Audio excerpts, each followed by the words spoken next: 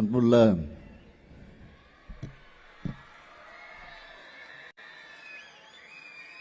மனிதநேய மகத்துவ கிறிஸ்துமஸ் திருவிழா 2025 மிக சிறப்பாக ஏற்பாடு செய்து நம் அனைவரையும் இந்த விழாவிலே பங்கேற்க வைத்து மிகுந்த எழுச்சியோடு இந்த விழாவை நடத்தி கொண்டிருக்கக்கூடிய கிறிஸ்துவ நல்லிணக்க இயக்கத்தினுடைய தலைவர், சட்டமன்ற உறுப்பினர் முனைவர் என்னுடைய இனிய சகோதரர் இனிகோ இருதராஜ் அவர்களே, இந்த பெருவிழாவிலே பங்கேற்று சிறப்பித்துக் கொண்டிருக்கக்கூடிய மாண்புமிகு சட்டப்பேரவையினுடைய தலைவர் திரு அப்பாவு அவர்களே, மாண்புமிகு அமைச்சர் பெருமக்களே, சட்டமன்ற முன்னாள் உறுப்பினர் என்னுடைய அன்பிற்கினிய திரு பீட்டர் அல்போன்ஸ் அவர்களே, நாடாளுமன்றத்துடைய குழுவின் தலைவர், திராவிட முன்னேற்ற கழகத்தினுடைய துணை பொதுச் செயலாளர், என்னுடைய அருமை தங்கை கனிமொழி கருணாநிதி உள்ளிட்ட நாடாளுமன்ற சட்டமன்ற முன்னாள் இந்நாள் உறுப்பினர்களே, பேராயர் பெருமக்கள், கார்டினல் கிளேமிஸ் அவர்களே, டாக்டர் ஜார்ஜ் அந்தோணிசாமி அவர்களே, அந்தோணிசாமி சவரிமுத்து அவர்களே, பர்னபாஸ் அவர்களே, சகோதரர் லாசரஸ் அவர்களே, அருட்தந்தை வின்சென்ட் சின்னதுரை அவர்களே, திரு பீட்டர் பால் தாமஸ் அவர்களே, அருட் சகோதரி மரிய பிலோமினா அவர்களே, பேராயர் பெருமக்களே, அருள் சகோதர சகோதரிகளே, முகமது இலியாஸ் உஸ்மானி அவர்களே, பால பிரஜாபதி அடிகளார் அவர்களே, சரஸ்வதி பிரம்மாச்சாரிய சுவாமி அவர்களே,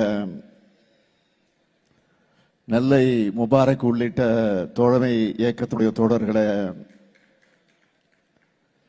சிறுபான்மையினர் ஆணையத்தினுடைய தலைவர் அருட்தந்தை ஜோ அருண் அவர்களே, சிறுபான்மையினர் பொருளாதார மேம்பாட்டுக் கழக தலைவர் திரு பெர்னாண்டஸ் ரத்னராஜ் அவர்களே, கிறிஸ்துவ தேவாலயங்களின் தலைமை போதகர்களே, என் பேரன்பிற்குரிய கிறிஸ்துவ சகோதர சகோதரிகளே, கிறிஸ்துவ நல்லிணக்க இயக்கத்தினுடைய தோழர்களே, பத்திரிகை மற்றும் ஊடகத்துறை சார்ந்த நண்பர்களே, உங்கள் அனைவருக்கும் என்னுடைய அன்பான வணக்கம். கிறிஸ்துவ நல்லிணக்க இயக்கம் நடத்தும் இந்த மனிதநேய மகத்துவ கிறிஸ்துமஸ் பெருவிழா மூலமா உங்க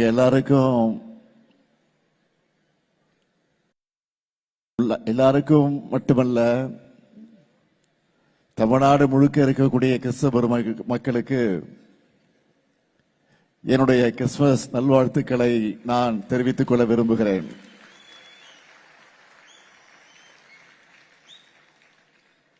இந்த விழாவை ஒரு மதத்தின் விழாவாக இல்லாம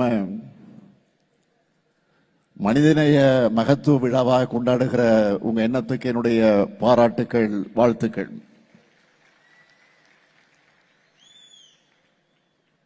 எந்த ஒரு விழாவையும் பிரம்மாண்டமா நடத்தி அசத்தி கொண்டிருக்கக்கூடிய நம்முடைய பாசத்துக்குரிய இனிகோ இருதராஜ் அவர்கள் திருநெல்வேலியை நோக்கி தமிழ்நாட்டையே திரும்பி பார்க்கக்கூடிய வைக்கக்கூடிய அளவுக்கு இந்த விழாவை பிரம்மாண்டமா நடத்திக்கிட்டு இருக்காரு. எல்லாரும் ஒற்றுமையா ஒருவர் மீது ஒருவர் அன்போடு இருக்கணும்னு நினைச்சுதான் கடந்த 15 ஆண்டுகளா இப்படிப்பட்ட சமத்துவ விழாவா கிறிஸ்துமஸ் நிகழ்ச்சிகளை சகோதரர் இனிகோ இருராஜ் அவர்கள் தொடர்ந்து நடத்தி கொண்டிருக்கிறார். அதனாலதான் இந்த அமைப்போட பேரையே கிறிஸ்துவ நல்லெண்ண அமைப்புன்னு வச்சிருக்காரு. அவருக்கும் அவருடைய நல்லெண்ணக்கத்துக்கும் என்னுடைய வாழ்த்துக்கள், பாராட்டுக்கள்.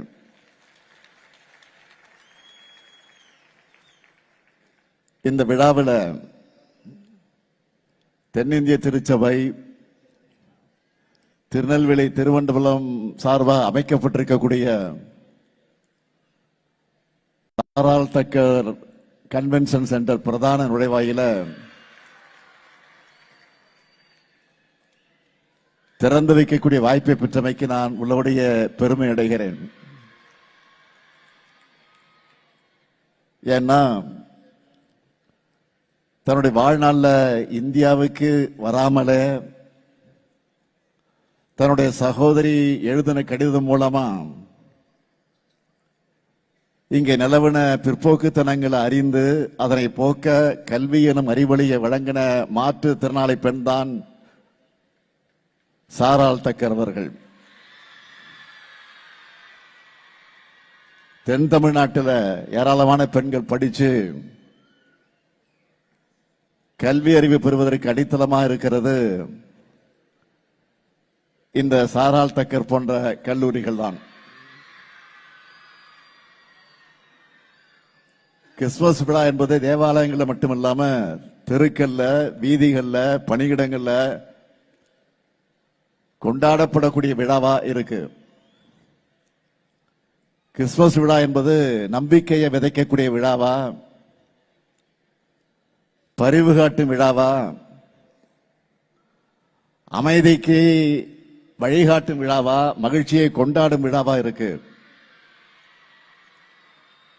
அதனாலதான் மதங்களை கடந்து அனைத்து மக்களும் கிறிஸ்துமஸ் நாள்ல வாழ்த்துக்களை பகிர்ந்துக்கிறாங்க. அன்பு நெறியை பண்பு நெறியா வளர்த்தெடுக்கிறது தான் கொண்டாட்டங்களோட அடிப்படையா இருக்கணும். வெறுப்புணர்ச்சி என்பது பாவங்களைத்தான் செய்ய தூண்டும். ஆனால் அன்பு என்பது அத்தனை பாவங்களையும் போக்கும். அப்படிப்பட்ட அமைதியான அன்பான சமுதாயத்தை, சகோதரத்துவ உணர்வுமிக்க சமுதாயத்தை கட்டமைக்க வேண்டிய கடமை நம்ம எல்லோருடைய கடமையாக அமைந்திருக்கிறது. இதுதான் இன்றைய இந்தியாவுக்கு தேவை. இந்துக்களும் முஸ்லிம்களும் கிறிஸ்துவர்களும் ஒரு தாய் வைத்து பிள்ளைகளாக வாழணும். அதுக்கு இது போன்ற விழாக்கள் துணை நிற்கணும். எங்களுடைய அன்பிற்குரிய இனிய சகோதரர் பீட்டர் அல்போன்ஸ் அவர்கள் பேசும்போது சொன்னார், எண்ணிக்கையில அதிகமாக இருக்க பெரும்பான்மையினர் எப்பவுமே சிறுபான்மையினர் நலனை, அவங்களோட மாண்பை போற்றி பாதுகாக்கக்கூடியவங்க தான். மதச்சார்பின்மை மதநலக்கத்தை விரும்புறவங்க உங்களுக்கு துணையா பாதுகாப்பாளனாக இருக்கும். என்றைக்கும் இருப்போம்னு உறுதியளிக்கத்தான் நான் இந்த நிகழ்ச்சிக்கு வந்திருக்கிறேன். அதோடு அடையாளமாகத்தான் அனைவரும் ஒன்று சேர்ந்து இந்த விழாவிலே பங்கெடுத்திருக்கிறோம். திராவிட முன்னேற்ற கழகம் தான் சிறுபான்மையுடைய நலனில் உண்மையான அக்கறை கொண்டுள்ள இயக்கம். திராவிட முன்னேற்ற கழக ஆட்சி காலங்களில் தான் சிறுபான்மை நலன் காக்கக்கூடிய பொற்காலம்னு சொல்ற அளவுக்கு ஏராளமான முன்னெடுப்புகளை நிறைவேற்றி கொடுத்திருக்கிறோம். இங்க பேசியவர்கள் பலர் அதை பற்றி எடுத்து சொன்னாங்க. திராவிட மாடல் ஆட்சி வந்த பிறகு, பொறுப்பேற்ற பிறகு செய்யப்பட்டிருக்கக்கூடிய திட்டங்கள்ல ஹைலைட்டா சிலவற்றை சொல்லணும்னா, திராவிட மாடல் அரசு மாணவ மாணவியர் விடுதிகள்ல தங்கி படிக்க அவங்களுடைய பெற்றோருக்கான ஆண்டு வருமான உச்சவரம்பையும் பல்வகை செலவின தொகையும் உயர்த்தி இருக்கிறோம். இதனால இதுவரைக்கும் 884 பள்ளி மாணவ மாணவியர்களும் 3824 கல்லூரி மாணவ மாணவியர்களும் பயனடைந்திருக்கிறாங்க. கிராமப்புற மாணவிகள் இடைநிற்று இல்லாம கல்வி கற்கணும்னு இதுவரைக்கும் 1,03,000 மாணவிகளுக்கு 6,57,00,000 ஊக்கத்தொகை, வெளிநாடுகளில் உயர்கல்வி பயில சிறப்பான திட்டம், 1 முதல் 8ஆம் வகுப்பு வரை படிக்கிற 90,723 மாணவிகளுக்கு 1000 ரூபாய் கல்வி உதவித்தொகை, அரசு உதவி பெறக்கூடிய சிறுபான்மையில பள்ளிகளிலேயும் முதலமைச்சருடைய காலை உணவு திட்டம், கல்லூரி மாணவிகளுக்கு மாதம் 1000 ரூபாய் வழங்கக்கூடிய புதுமை பெண் திட்டம்னு செயல்படுத்தி கொண்டிருக்கிறோம். உபதேசியர்கள் நல வாரியத்தில் உறுப்பினர்களாக பதிவு செய்வதற்கான நிபந்தனைகளை தளர்வு செஞ்சு 5000க்கும் மேற்பட்ட நபர்களை உறுப்பினர்களாக சேர்த்திருக்கிறோம். திருநெல்வேலி, சிவகங்கை, மதுரை மற்றும் தேனி ஆகிய மாவட்டங்களில் கூடுதல் கிறிஸ்தவ மகளிர் உதவக்கூடிய சங்கங்களை உருவாக்கி தமிழ்நாட்டில் இருக்கிற 46 சங்கங்களுக்கு அரசு இணை மானியமாக 13,86,00,000 வழங்கியிருக்கிறோம். சிறுபான்மையினரால் நடத்தப்படக்கூடிய 456 கல்வி நிறுவனங்களுக்கு நிரந்தர அந்தஸ்து சான்றிதழ்கள் வழங்கியிருக்கிறோம். தமிழ்நாட்டில் இருக்கக்கூடிய ஜெருசலேமுக்கு புனித பயணம் மேற்கொள்வதற்கான மானியத்தை உயர்த்தி வழங்கியிருக்கிறோம். திண்டுக்கல் மாவட்டத்தில் புனித சூசையப்பர் தேவாலயம், ஆரோக்கிய அன்னை தேவாலயம் மற்றும் தென்காசி மாவட்டத்தில் மறுமலர்ச்சி ஜெப ஆலயம்னு தமிழ்நாட்டில் 16 தேவாலயங்களை 2,15,00,000 ரூபாய் மதிப்பீட்டில் புனரமைச்சிருக்கிறோம். அது மட்டுமல்ல, தொன்மையான தேவாலயங்கள் பாதுகாக்கப்படணும்னு திருநெல்வேலி மாவட்டத்தில் இருக்கக்கூடிய கால்டுவெல் நினைவு தேவாலயம், மதுரை மாவட்டத்தில் இருக்கக்கூடிய புனித ஜார்ஜ் தேவாலயம், சிவகங்கை மாவட்டத்தில் இருக்கக்கூடிய புனித இருதய ஆண்டவர் தேவாலயம், கன்னியாகுமரி மாவட்டத்தில் இருக்கக்கூடிய புனித சேவியர் தேவாலயம், திண்டுக்கல் மாவட்டத்தில் இருக்கக்கூடிய டாலர்ஸ் தேவாலயம்னு 12 மாவட்டங்கள்ல 20 கோடி ரூபாய் மதிப்பீட்டில் புனரமைப்பு பணிகள் நடந்து கொண்டிருக்கிறது. அடுத்து நம்முடைய சகோதரர் இனிகோ அவர்கள் கோரிக்கை ஏற்று விருதுநகர், தேனி, ராமநாதபுரம், சிவகங்கை, தென்காசி மற்றும் திண்டுக்கல் ஆகிய 6 மாவட்டங்கள்ல புதுசா கல்லறை தோட்டங்கள் அமைக்க அரசு நிலங்கள் ஒதுக்கீடு செய்யப்பட்டு பணிகள் நடந்து கொண்டிருக்கிறது. திருநெல்வேலி, தேனி, ராமநாதபுரம், திண்டுக்கல் உள்ளிட்ட 13 மாவட்டங்கள்ல கல்லறை தோட்டங்களுக்கு சுற்றுச்சுவர் அமைக்க 5 கோடி ரூபாய் நிதியை விடுவிச்சிருக்கிறோம். சிறுபான்மையினர் அதிக வசிக்கக்கூடிய திருநெல்வேலி, தூத்துக்குடி, தென்காசி, கரூர் உள்ளிட்ட 11 மாவட்டங்கள்ல 597 கோடி ரூபாய் மதிப்பீட்டில் அரசு மருத்துவமனைகள்ல கூடுதல் உட்கட்டமைப்பு வசதிகளை ஏற்படுத்தி இருக்கிறோம். அடுத்து சிறுபான்மையின மக்கள் கல்வி, பொருளாதாரம், சமூக ரீதியாக உயர வேண்டும் என்று கல்வி கடன், சுயதொழில் தொடங்க சிறப்பான திட்டங்கள், வெற்றி நிச்சயம் திட்டத்தில் சிறுபான்மையின இளைஞர்களுக்கு முன்னுரிமை, ஓய்வூதிய திட்டங்கள் ஆகியவற்றை வழங்கிக்கிட்டு இருக்கிறோம். டிசம்பர் 18ஆம் நாள் மாநில அளவில் சிறுபான்மையுடைய உரிமைகளால் விழாவா சிறப்பாக கொண்டாடி கொண்டிருக்கிறோம்.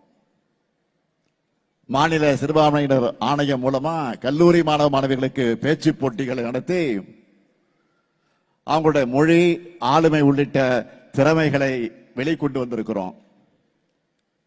இப்படி என்னால் இன்னைக்கு முழுக்க லிஸ்ட் போட்டு சொல்லிக்கிட்டே இருக்க முடியும். அந்த அளவுக்கு உங்களுக்கு பார்த்து பார்த்து திட்டங்களை செயல்படுத்தி கொண்டிருக்கிறோம். இந்த நிகழ்ச்சிக்கான அழைப்புதழ என்கிட்ட கொடுக்க வரும்போது சில கோரிக்கைகளையும் இனிகோ அவர்கள் கொண்டு வந்தார். இனிகோ கேட்டா இல்லைன்னு சொல்ல முடியுமா?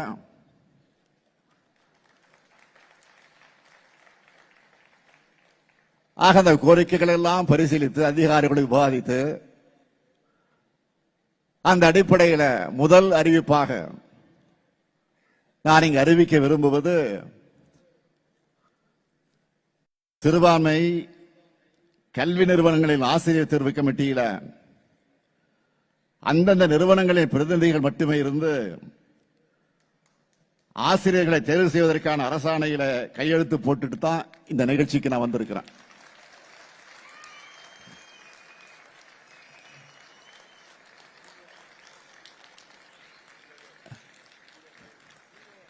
இரண்டாவது அறிவிப்பு, ராமநாதபுரம் மாவட்டம் கடலாடி வட்டம் மூக்கையூர் கிராமத்தில் இருக்கிற தொன்மை வாய்ந்த புனித யாக்கோபு தேவாலயம் 1,42,00,000 ரூபாய் மதிப்பீட்டில் புனரமைக்கப்படும்.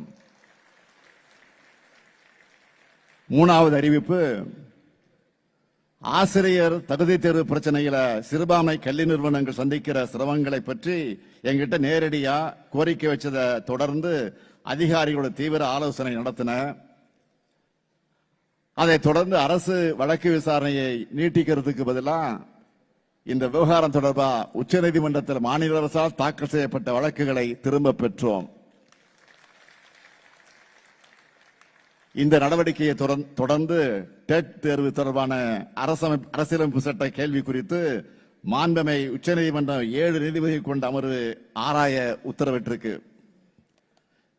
இந்த அணுகுமுறையால சிறுபான்மை கல்வி நிறுவனங்கள்ல 1439 ஆசிரியர்கள் நியமனம் செய்யப்பட்டிருக்காங்க என்பதை மகிழ்ச்சியோடு நான் தெரிவிச்சுக்கிறேன்.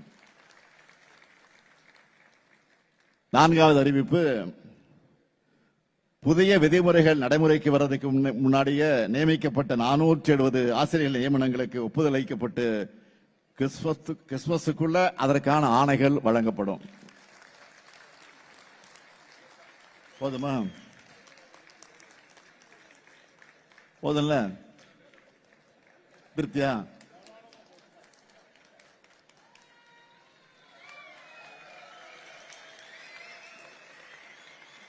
இப்படி எல்லா மதங்கள் சார்ந்தும் எந்த பாகுபாடு இல்லாமல் கோரிக்கைகளை நிறைவேற்றுறோம், திருப்பணிகளை செய்கிறோம். இதுக்கு தமிழ்நாட்டு மக்களான நீங்க எல்லோரும் பக்கபலமாக இருக்கீங்க. இதுதான் சிலருடைய கண்களை உறுத்துது. எப்படி தமிழ்நாட்டில் அமைதியை சீர்குலைக்கலாம், இங்க ஒண்ணுக்குள்ள ஒன்னா பழகிற மக்களை எதிரிகளாக பிரிச்சு வைக்கலாம்னு பலர் யோசிக்கிறாங்க. ஆன்மீகத்தின் பேரால சில அமைப்புகளை அழைத்து செல்ல நினைக்கக்கூடிய வழி வன்முறைக்கான பாதை என்பதை தமிழ்நாடு உணர்ந்திருக்கு. இங்க ஒரு கோயில்ல திருவிழா நடந்தா அங்க வர மக்களுக்கு முஸ்லீம் மக்களும் கிறிஸ்துவ மக்களும் உணவு மோர்னு கொடுப்பாங்க. வேளாங்கண்ணி தேவாலயத்திற்கும் பக்கத்து வீட்டில் நடக்கிற கிறிஸ்துமஸ் நிகழ்ச்சிக்கும் இந்துக்கள் போவாங்க. ரம்ஜான் நோன்பு காலத்துல முஸ்லீம் மக்களோட நோன்பு கஞ்சியும் ரம்ஜான் பிரியாணியும் இந்துக்கள் வீட்டுக்கு தேடி வரும். இந்த சகோதர உணர்வும் பகுத்தறிவு திறனும் தான் நம்முடைய தமிழ்நாடு. எல்லாருக்கும் எல்லாம் கிடைக்கணும் என்ற இயேசு பெருமான எண்ணத்துக்கு இலக்கணமா நம்ம திராவிட மாடல் ஆட்சியை நடத்திக்கிட்டு இருக்கிறோம். எந்த மதத்தை சார்ந்தவர்களாக இருந்தாலும் மதத்தின் பேரால ஒருவர் உங்க உணர்வுகளை தூண்டார்னா அவரை சந்தேகப்படுங்க, கவனமா இருங்க. ஒருவரும் உங்களை வஞ்சிக்காதபடி எச்சரிக்கையாக இருங்க என்று பைபிள் வாசகத்தை இங்கு குறிப்பிட்டு காட்ட விரும்புகிறேன். இன்றைக்கு ஒன்றியத்தை ஆளக்கூடிய அரசு சிறுபான்மை மக்களுக்கு அச்சுறுத்தல் ஏற்படுத்தக்கூடிய அரசாக இருக்கு. அதனாலதான் அவங்க குடியுரிமை திருத்த சட்டம் கொண்டு வந்தப்போ கடுமையா எதிர்த்து போராட்டங்களை நடத்தணும். ஆனா துரோகம் செய்வதையும் மக்கள் அழகு வைப்பதை மட்டுமே தன்னுடைய அரசியலா லட்சிய அரசியலா எடுத்துக்கிட்டு செயல்பட்டு வரக்கூடிய அதிமுக அந்த சட்டத்துக்கு ஆதரவா வாக்களிச்சது. ஒன்றிய பாஜகவை பொறுத்த வரைக்கும் மதச்சார்பு என்ற சொல்ல வேப்பங்காயா கசக்குது. சொல்ல கேட்டாலே வேப்பங்காயா கசக்குது அவங்களுக்கு. அதை அரசியலமைப்பு சட்டத்தில் இருந்து நீக்கணும்னு துடிக்கிறாங்க. நாட்டோட பன்முகத்தன்மையை சிதைச்சு ஒரே மதம், ஒரே மொழி, ஒரே பண்பாடு, ஒரே தேர்தல், ஒரே கட்சி, ஒரே தலைவர் என்ற எதேச்சதிகார எதிர்காலத்தை உருவாக்க நினைக்கிறாங்க. தமிழ்நாட்டிலையும் தங்களுடைய பிளானை செயல்படுத்த நினைக்கிறாங்க. எப்படிப்பட்ட ஆபத்தையும் பாஜகவோட நாசகார திட்டங்களையும் எதிர்த்து முறியடிக்கிற வலிமை தமிழ்நாட்டுக்கும் திராவிட முன்னேற்ற கழகத்திற்கும் இருக்கு. இதுதான் நம்ம ஹிஸ்டரி. இப்ப கூட சிறப்பு தீவிர வாக்காளர் பட்டி திருத்தம் எஸ்ஐஆர் நடவடிக்கை மேற்கொண்டாங்களே. இதனால என்ன மாதிரியான பிரச்சனைகள் எல்லாம் நாட்டில் உருவாகி இருக்குன்னு உங்களுக்கே தெரியும். அப்படிப்பட்ட பிரச்சனைகள் தமிழ்நாட்டில் வந்துவிடக் கூடாதுன்னு தான் திமுக சார்பில் நம்ம ஏற்கனவே உச்சநீதிமன்றத்தில் வழக்கு தொடுத்திருக்கிறோம். ஒரு பக்கத்தில் நீதிமன்றத்தில் சட்ட ரீதியாக போராட்டத்தை தொடர்ந்தாலும் மக்கள் மன்றத்தில் ஒவ்வொருத்தர் வீட்டுக்கும் போய் அவங்களுடைய வாக்குரிமையை உறுதி செய்ய திமுக நிர்வாகிகள் துணையாக இருந்தாங்க. இந்த நிலையில நேற்று வரைவு வாக்காளர் பட்டியல் வெளியாகி இருக்கு. எல்லாரும் தமிழ்நாட்டில் இருக்கிற ஒவ்வொருத்தரும் உங்களுடைய வாக்கு இருக்கிறத உறுதிப்படுத்திக்கங்க. எஸ்ஐஆரை பொறுத்த வரைக்கும் நம்முடைய பணிகள் இன்னும் முடியல. உங்களுடைய வாக்குரிமை பறிக்கப்பட்டிருந்தா கழக நிர்வாகிகள் உங்க வீடு தேடி வருவாங்க. வாக்காளர் பட்டியல உங்க பேரை சேர்ப்பதற்கான உதவிகள் அவங்க செய்வாங்க. நீங்க கவலைப்படாதீங்க. நம்மை வாக்களிக்க விடாமல் தடுக்கிறதுக்கு ஒன்றியத்தில் ஆளும் பாஜக அரசு பல்வேறு முயற்சிகளை செய்வாங்க. அது எல்லாத்தையும் முறியடிச்சு நாம நிச்சயம் வெற்றி பெறுவோம். உங்க நலனையும் உரிமைகளையும் பாதுகாக்க திராவிட முன்னேற்ற கழகமும் திராவிட மாடல் அரசும் என்றைக்கும் உங்களுக்கு துணை நிற்கும். நீங்களும் எப்பொழுதும் எங்களுக்கு துணை இருக்க வேண்டும் என்ற வேண்டுகோளை எடுத்து வைத்து சமாதானம் பண்ணுகிறவர்கள் பாக்கியவான்கள், அவர்கள் தேவனுடைய புத்திரர்கள் எனப்படுவார்கள் என்கின்ற பைபிளையும் தெளிவாக குறிப்பிடப்பட்டிருக்கிறது. உங்கள் செயல் அனைத்தும் அன்புமயமாக இருக்க வேண்டும். உங்கள் மீது அன்பாக இருப்பதை போலவே அடுத்தவர் மீது அன்பாக இருங்கள் என்று இயேசு பெருமானின் மொழிகளை எடுத்துச் சொல்லி விடைபெறுகிறேன். நன்றி, வணக்கம்.